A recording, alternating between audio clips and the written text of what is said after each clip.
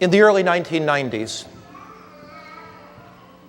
one of the most horrible events in the history of the world occurred: the genocide in Rwanda. In that genocide, Hutus battling against Tutsis, 1 million people were killed in less than 9 months. When the genocide began, there were 380,000 Adventists, Seventh-day Adventists, in Rwanda. When it ended, 100,000 were dead. In 6 months, 100,000 Adventists were slain. Not because they were Adventists, but because they were part of the minority tribe. In recent years, I've traveled to Rwanda on a number of occasions, speaking in large stadiums. There are trials going on right now in Rwanda trying the killers.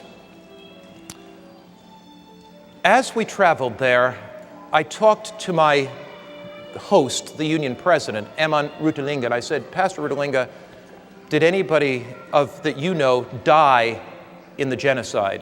He said, "Pastor Mark, I was out preaching the day that the radio announcement came, cut down the tall trees. And when the radio announcement came, cut down the tall trees, tens of thousands of militia, largely young people with machetes, ran through the streets, killing every Tutsi they could see. The killing was so great that the bodies stacked up in the streets and dogs came and ate them. The killing was so great that they threw thousands of bodies into the river, and the river was clogged with bodies. Pastor Rutalinga was out preaching as union president. The militia came into the church, brought out his wife, his 3 children, his grandchildren, and killed him outside the church that day. I talked to the conference president. "Did you lose anybody?" He said, "Yes, I did." I said, "Who did you lose?" He said, "I lost my wife, my 7 children." I talked to my driver. "Did you lose anybody?" "Yeah, I lost 47 members of my family. I'm the only one that survived." As I talked to them, Pastor Eman Rutalinga said to me, he said, "Mark, I want you to meet a woman. And when you meet her, your life will be changed forever. Her name is Adele Selfu." And so we got in the truck and we went out this rough road, back country, outside of Kigali in Rwanda.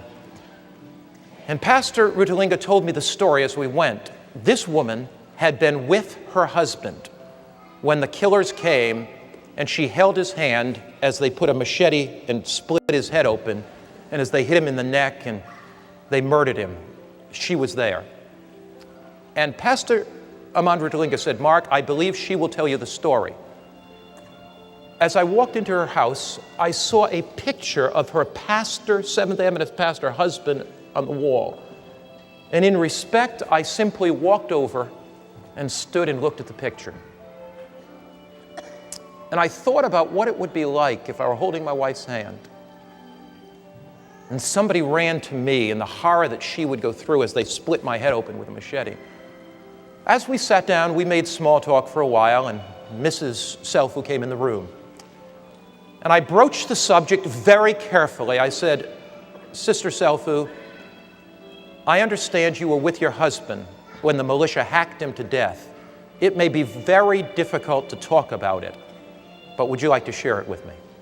She began to cry, and she said, "Pastor, I'll share it." She said, "We got word that the militia was coming closer and closer to our village. We fled with 45 others to a Catholic church in the basement. We thought it would be a hiding place and they may go by the church. As we were in the basement, the militia came in with machetes. They began to hack and hack and hack. Actually, there were 60 people in the room. 45 were killed immediately. She said, I held my husband's hand and somebody came and just hit him with a machete, and the blood from his head splat all over me. She said, it was horrible, Pastor. And then the person took the machete and hit me in the head. She pulled back her beautiful black hair, and I saw a scar that began here and went down the center of her head. She said, Pastor, they then hit me in my wrist, trying to chop off my wrist. She held up her wrist. It was just flapping around. She said, Pastor, then they hit me on the shoulder. And she pulled down her dress a little bit, and I saw the scar on her shoulder. She said, they left me for dead. And my body lay among the dead bodies for 3 days. At the end of 3 days, the militia had moved on. So she said, villagers came to bury the dead. Somebody, before they buried me, felt my pulse, and I still had a pulse. So they took me I was unconscious. They began to nurse me back. Pastor, I was in and out of hospitals for 3 years. By this time, the forces from outside of Rwanda that were in the Congo fought their way back, liberated the country, and they built 18 prisoners for the murderers. They put 180,000 people in prison. Mrs. Selfu took 3 years to get back to health, but by now there was stability in the country. And she said to me, Pastor Mark, I have to make a decision of whether I'm going to be a bitter, angry old woman or not. And she said, I made a decision that my husband's death would not be in vain. I had the assurance beating in my heart that Jesus Christ was coming again, and that the thing that my husband would want would me to go to minister to the killers. So, Pastor, there's a prison not far from this village, and I became the mother of that prison. I would go in and bring blankets into the prison because of the cold nights. I would go in and bring food to the prison. I began studying the Bible with the prisoners. These were killers. One day, Pastor, I was in the prison. A young man fell at my feet, and he began to kiss my feet. And I looked at his face, and he said, do you remember me? And she said, I wish I could get that face out of my mind. It was the young man in his early 20s that took the machete and chopped my husband's head in half. It was the young man. I never knew he was in that prison. I never thought that I would see him again. It was the young man that took the machete and put the scar in my head and gave me such pain. And he said, would you forgive me?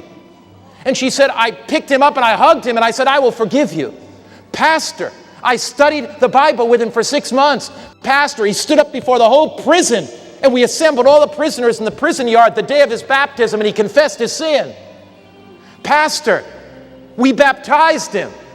Now, Pastor, he got amnesty after a few years and was let out of the prison.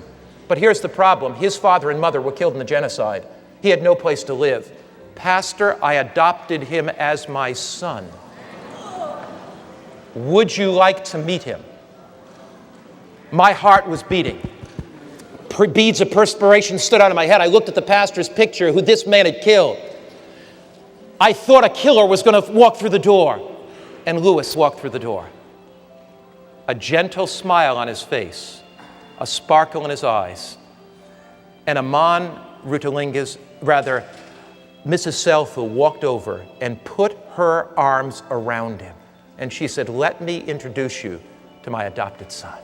She said, one day when Jesus comes, all the suffering will be worth it all. One day that Jesus comes, all the heartache will be worth it all. One day that Jesus comes, all the burdens will be worth it all. One day when Jesus comes, the past will be gone. She said, what inspires me is the forward look. Jesus is coming again. Is there something in your heart right now that needs to be dealt with? Have you been harboring some bitterness? Is there some sin secretly in your life? If God can transform Adele Selfu, if God can take that woman and take any bitterness, any anger out of her heart, God can do miracles in your life. The backward look leads you to the cross and forgiveness. The upward look leads you to receive the power of the living Christ in his care. The forward look leads you to put aside anything that would keep you from being ready for the coming of Jesus. There is nothing worth clinging to